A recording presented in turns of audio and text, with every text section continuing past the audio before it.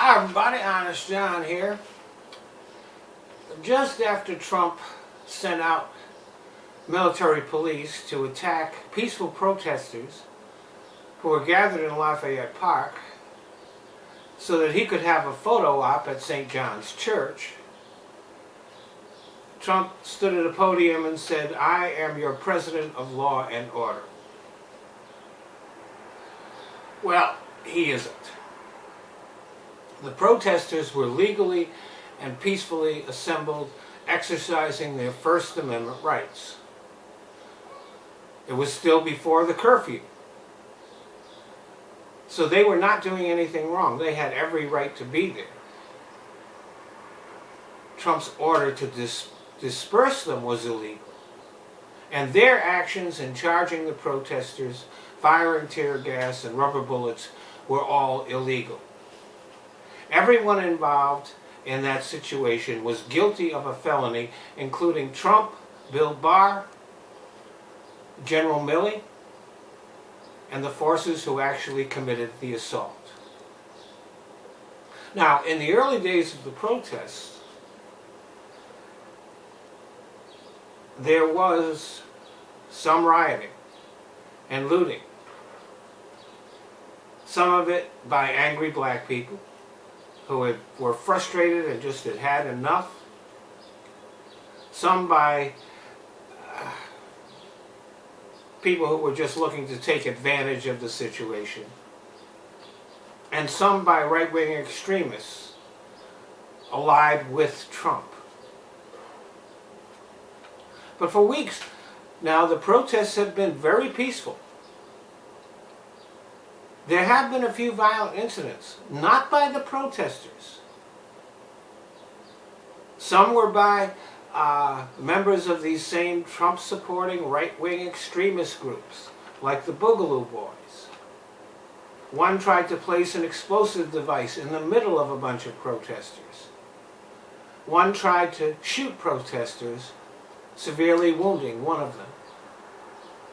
And a couple of days ago in Colorado, the Boogaloo Boys struck again, assaulting peaceful protesters while police failed to respond.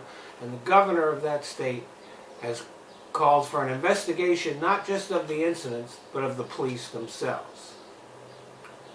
Which brings us to the fact that the other violent incidents, again, not committed by the protesters, but by the police themselves, including the assault of a 75-year-old man by two cops in Buffalo, the assault of two college students by police in Atlanta,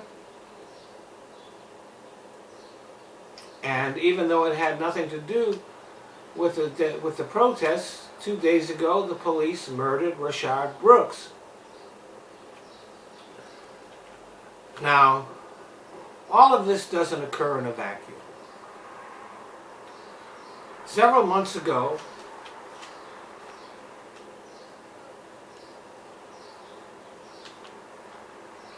Trump spoke to police, and he encouraged them to abuse suspects in their custody.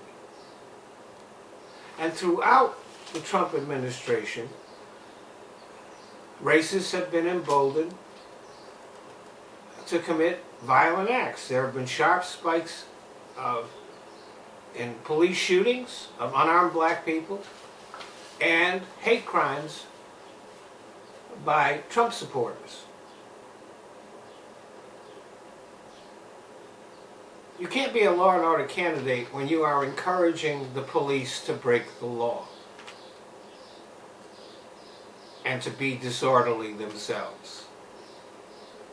And then there are Trump's own personal violations of the law, including the Ukraine scandal, many others that are being detailed in John Bolton's book.